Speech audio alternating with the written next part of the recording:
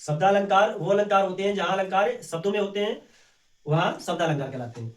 सीखते हैं शब्दालंकार के वेद, यानी कि शब्दालंकार हमारे कितने प्रकार के हो सकते हैं, कितने प्रकार के बन सकते हैं। ठीक है, आइएगा।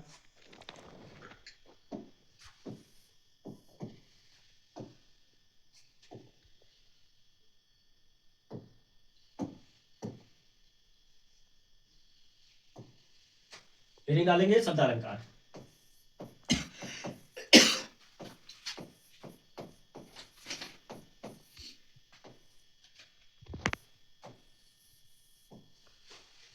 तो इनसे जितने भी प्रकार बनेंगे शब्दालंकार के, जो मोस्ट इंपोर्टेंट होंगे वही हम आपको वर्णन करवाएंगे और उसी के बारे में आप लोगों को जानकारी देंगे।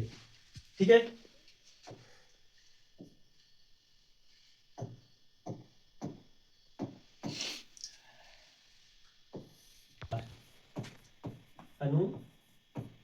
अनुप्रास अलंकार।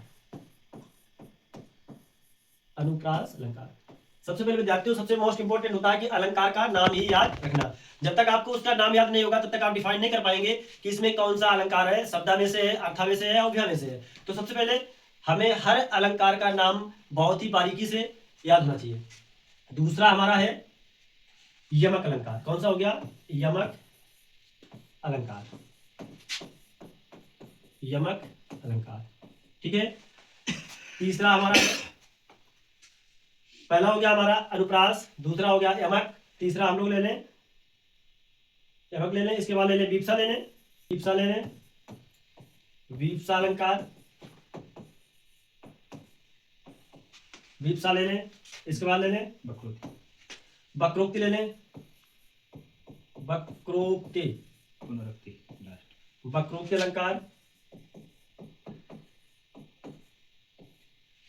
लास्ट में पुनरुक्ति, और इसके बाद हमारा एक होता है पुनरुक्ति। पुनरुक्ति भी हो गया एक अलंकार, और छोटा हमारा अनुप्रास हो गया, यमक हो गया, वीप्सा हो गया, वक्रोक्त हो गया, और श्लेष एक हमारा छुटा हुआ है श्लेष।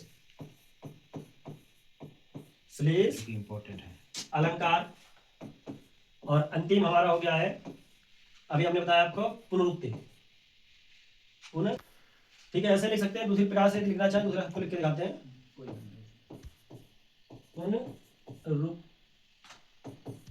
पुनरुक्ति अलंकार। तो इसमें जो मोस्ट इंपोर्टेंट हमारे अलंकार बनेंगे, यानी कि शब्द अलंकार में, उन पे विशेष चर्चा की जाएगी जो आपके आगामी परीक्षाओं में पूछे जाने वाले हैं। ठीक है बच्चों, तो सबसे पहले हमने आपको बताया है, पहला हमारा हो गया है अनुप्रास हो गया है वीप्सा अलंकार, चौथा हमारा हो गया है वक्रोक्त अलंकार, पांचवा हमारा हो गया है श्लेष, और अंतिम लास्ट हमारा हो गया है यानी कि छठा पुनरुक्त अलंकार। ठीक है, तो इसमें जो मोस्ट इंपोर्टेंट अलंकार है उसके ऊपर हम आपको टिक आउट कराते हैं, उनको आपको विशेष ध्यान रखना है। जैसे सबसे पहले आपका बहुत ही इंपॉर्टेंट यानी कि आपका अनुप्रास अलंकार। कौन सा अलंकार? अनुप्रास। ये अलंकार पूछ लिया जाता है, काफी प्रतियोगी परीक्षाओं में हमारा अनुप्रास अलंकार पूछा गया है। ठीक है, दूसरा हमारा यमक भी पूछा गया है, तीसरा हमारा बहुत जो इंपॉर्टेंट होता है वो श्लेष, यानी कि ये तीनों जो हमारे हैं ये आपके तीन अलंकार। ठीक है, ये सभी प्रतियोगी परीक्षाओं में इनसे 1 नंबर का क्वेश्चन बन ही जाता है। अभी हम उसको बारीकी से आपको पढ़ाएंगे। इसके बाद जो हमारा होता है अनुप्रास में बहुत मतभेद करता है। ठीक है, तो इसको तो आपको बारीकी से समझना होता है, हालांकि ये ज्यादा पूछा नहीं जाता है, फिर भी हम आपको बताएंगे। सबसे पहले हम लोग सीखेंगे अनुप्रास अलंकार के बारे में। ठीक है, आते हैं भाई, हेडिंग डालेंगे हम लोग अनुप्रास अलंकार।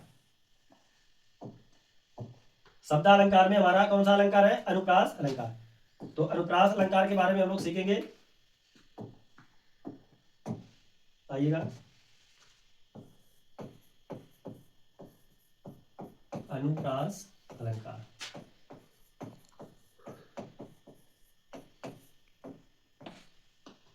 हेडिंग आपने डाल ली है अनुप्रास अलंकार।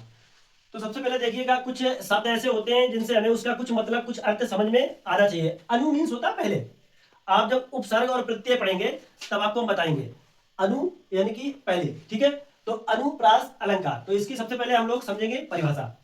ठीक है, व्यंजन वर्णों की आवृत्ति कैसी हो? वार वार हो। वह अलंकार जिसमें व्यंजनों की आवृत्ति या व्यंजन वर्णों की आवृत्ति एक से अधिक बार हो, कई बार हो, या बार बार हो। ठीक है, आप लिखेंगे इसका, इससे बनने वाली परिभाषा लिखेंगे, अलंकार जिसमें व्यंजन व्यंजन वर्णों की आवृत्ति आवृत्ति बार बार आवृत्ति बार बार हो या आवे, बार बार हो या आए आए वहाँ वहाँ कौन सा अलंकार? अनुप्रास। वहाँ अनुप्रास अलंकार होता है। वहाँ कौन सा अलंकार होता है? अनुप्रास अलंकार होता है। दैट आपको बताएंगे इसका उदाहरण। ठीक है, जहाँ आवृत्ति कैसी हो? बार बार आए। ठीक है, वहां पे हमारा अलंकार होता है अनुप्रास। जैसे आपको बताते हैं, कोई ले लीजिएगा आप रघुपति। रघुपति दूसरे पेन से लिखते हैं, आपको दूसरे पेन से लिख के दिखाते हैं। सफेद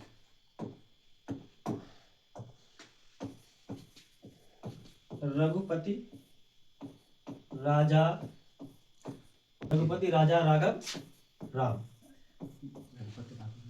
रघुपति राजा राघव राम, सही है ना?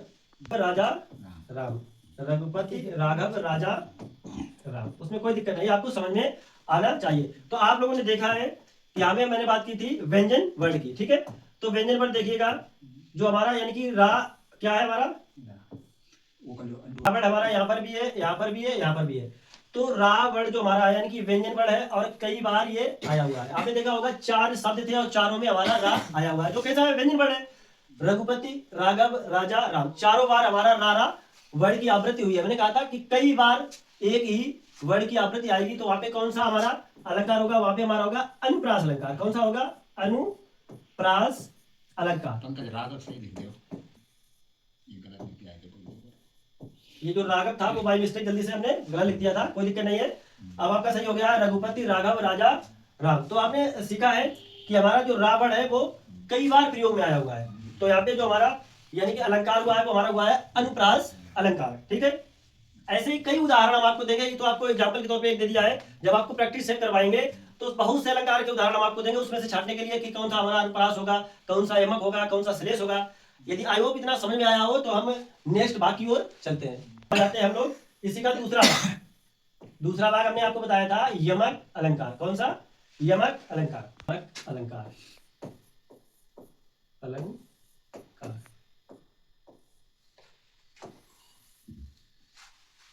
देखिएगा, क्योंकि बचपन से हम लोग सबसे ज्यादा यदि कोई प्रचलन में अलंकार आता है तो यमक अलंकार, यानी कि लोग उनके भाग जाने या ना जाने ये भी नहीं जानते कि शब्दा में, अर्था में, उभया में, लेकिन उन्हें पता होता है बहुत प्रचलन में पुराने से रहे हुए हैं। तो यमक अलंकार कहाँ पे होता है? यानी कि वह अलंकार जिसमें एक ही शब्द 2 या 2 से अधिक बार आए। एक ही शब्द 2 या 2 से अधिक बार आए, परिस्थितियों के अनुरूप उसका अर्थ अलग अलग हो। ठीक है, एक शब्द तो 1 से अधिक बार यानी कि 2 बार भी आ सकता है, परंतु उसका अर्थ हर बार कैसा होगा? भिन्न भिन्न होगा, अलग अलग होगा।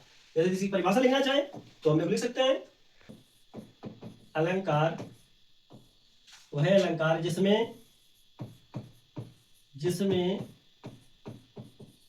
एक शब्द एक बार आए और उसका अर्थ हर बार अलग अलग हो। ठीक है, वहां पर हमारा होगा यमक अलंकार। कौन सा होगा? वहां पर यमक अलंकार होगा। That is clear. यदि क्लियर हुआ हो तो इसका उदाहरण देते हैं, यानी कि एक शब्द जो हमारा होगा 1 से अधिक बार हो सकता है, 2 शब्द हो, परंतु कोई भी शब्द 1 से अधिक बार आए और उसका परिस्थितियों के अनुरूप अर्थ हर बार बदल जाए, वहां पे हमारा अलंकार होता है यमक अलंकार। ठीक है, जैसे देखिएगा आपको इसका उदाहरण देते हैं। एक तो आप लोग पुराना ही उदाहरण जानते हैं कि कनक कनक ते सौगुने माँ दिखता आदि पाए, जा जग खाए बौराए या पाए बौराए। तो यहाँ पे तो हमने आपको सारा बता दिया है। एक अलंकार पाले व्यक्ति तो भी वो कैसा हो जाता है? बौरा जाता है, धतूरे को खाने से वो पागल हो जाता है। ठीक है, यहाँ पे कनक कनक शब्द आया है 2 बार, परिस्थितियों के अनुसार उसका अर्थ बदल गया है। ठीक है, और दूसरा उदाहरण हम आपको देते हैं। जैसे देखिएगा ये लिखा है काली घटा का घमंड घटा। काली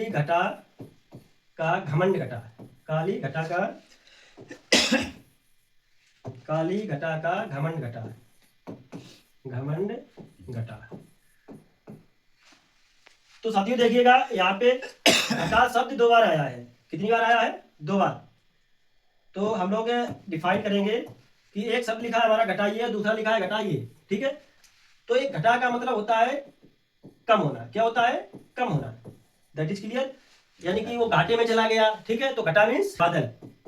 बादल, बादल हो सकता है, मेघ हो सकता है, कहीं बारिश वारिश भी सब चीजें जोड़ी जाती है क्योंकि इसी से रिलेटेड होता है। तो काली घटा का घमंड घटा। शब्द तो हमारा यानी कि घटा, घटा कैसा है बताया था आपको कि यानी कि शब्द हमारा एक से अधिक बार आएगा और परिस्थितियों के अनुसार इनका अर्थ भी अलग अलग हो जाएगा। ठीक है, तो घटा का मतलब एक दूसरा हो गया कम और दूसरे का घटा का मतलब हो गया बादल। तो विद्यार्थियों